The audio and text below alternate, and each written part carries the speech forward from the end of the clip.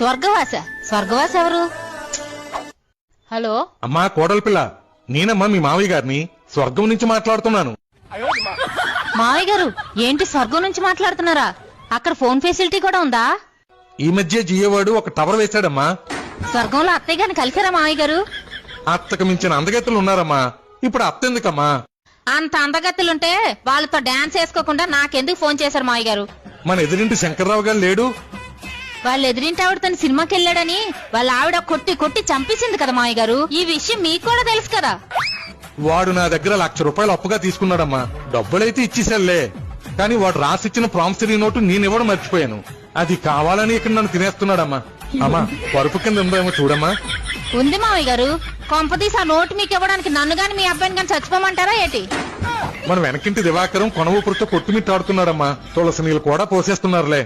నువ్వేదోలాగా ఆయన చేతులు పెట్టేసావనుకో, ఆయన మీదకి వచ్చినప్పుడు నా చేతులు పెట్టేస్తారులే.